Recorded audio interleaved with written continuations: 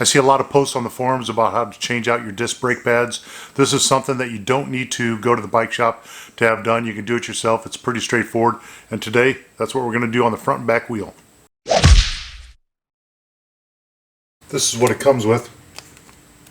It comes with the cotter pin, the two pads, and they're bound together now with a zip tie. Front and rear set.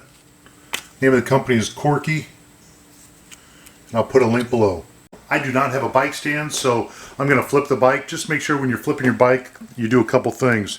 And that is, rotate your screen out of the way, and any mirrors or any accessories you've got, make sure that those are rotated so that they won't break when your bike's sitting on the handlebars.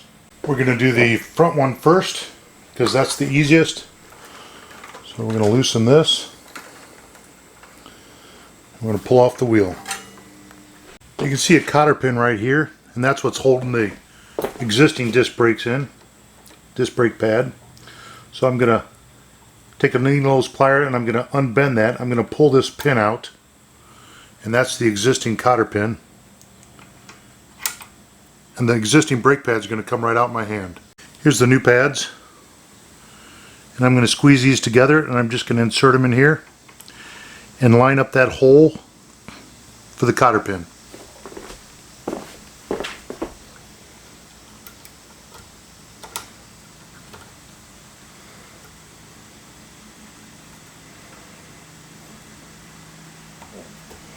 Put that back in. Now I'm using the same cotter pin that was in there before. I'll just save the new ones, but take one end of the cotter pin, bend it down just so it doesn't come out. That's good enough right there. And we're done. Now we just have to put the wheel back on. So now we're looking straight at the caliper, and you can see the disc brake pads are in there. And if I put my finger behind here, you can see that there's a gap in between those pads. And that's where we want to put the brake, the disc brake itself. And you want to make sure that you line that up and get that in between those two pads when you put the wheel back on.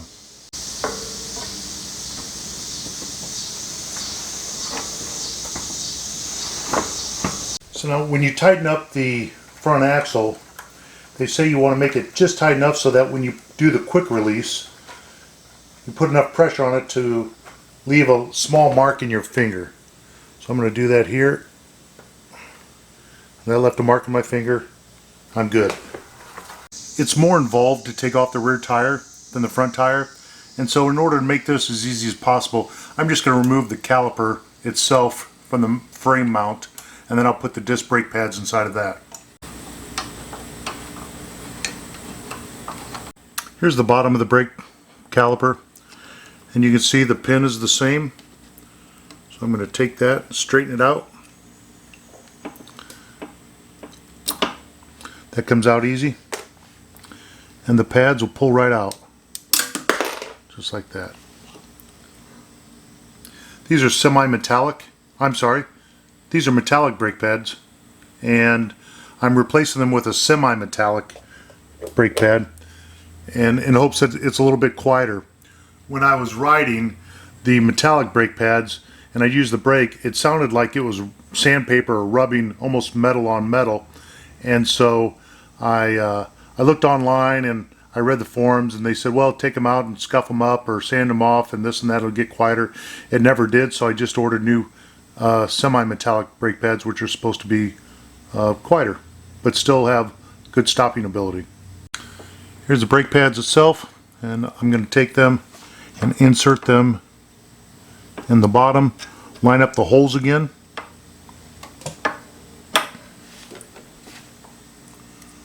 Put the cotter pin in, bend that cotter pin so that it can't come out.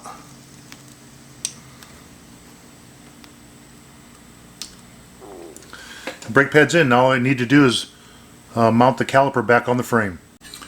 When putting the caliper back on, just make sure that the disc brake itself goes in between the pads. Line that up.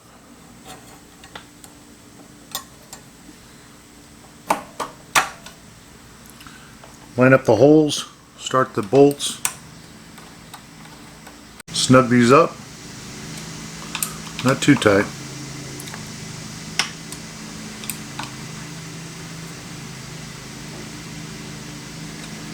And we're set. Let's go on a test ride.